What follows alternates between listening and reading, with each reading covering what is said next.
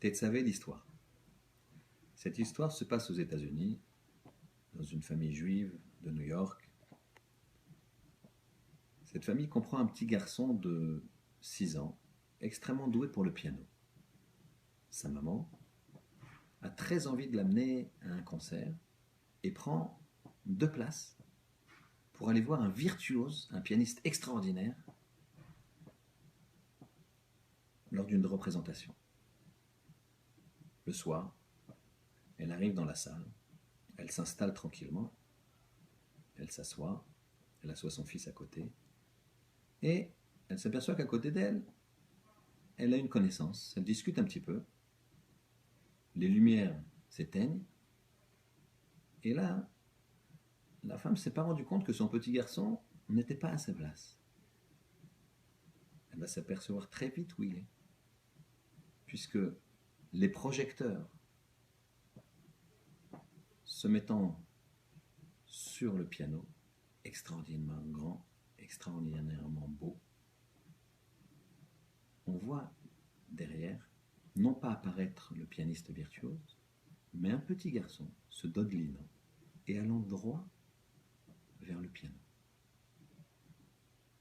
Dans un silence incroyable, l'enfant ne se rendant pas compte de ce qui se passe, avec les spots qui l'éclairent, il s'assoit tranquillement dans le silence et commence à jouer.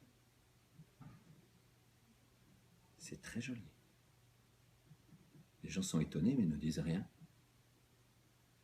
Quand au bout de quelques minutes apparaît le virtuose. Il se dirige tout doucement vers le piano, s'assoit près de l'enfant, lui murmure à l'oreille « Continue à jouer ». Et voilà que le virtuose joue en encadrant les mains de l'enfant et il en sort un concerto à 4 mains improvisé, extraordinaire. Au bout de quelques minutes, le morceau est fini. Le virtuose prend l'enfant dans sa main. Il salue la foule. C'est un spectacle extraordinaire. Pourquoi cette histoire ? Pour 2 choses. 2 choses à prendre de cette histoire. La première, c'est qu'imaginez un virtuose qui vient, qui voit qu'il y a un enfant qui a pris la vedette. Et pour être amené à demander à quelqu'un du service d'ordre de faire ce qu'il doit faire. Non. Cet homme-là, il comprend que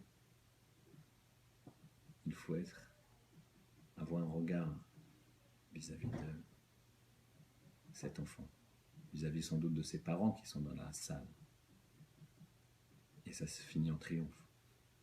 Avec un petit peu de regard, un petit peu d'amour pour l'autre, ça se finit en triomphe. Mais il y a aussi quelque chose d'extraordinaire. C'est que quand on met de l'amour comme ça, on s'aperçoit aussi que Akadosh Baruch Hu, il est avec nous.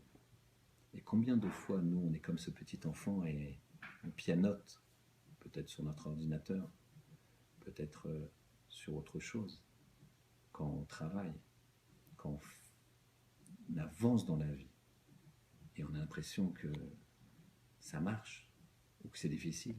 Dans les 2 cas, il y a un pianiste, quelqu'un d'extraordinaire au-dessus de nous, qui nous aide et qui est près de nous. Akadosh Baruch Hu.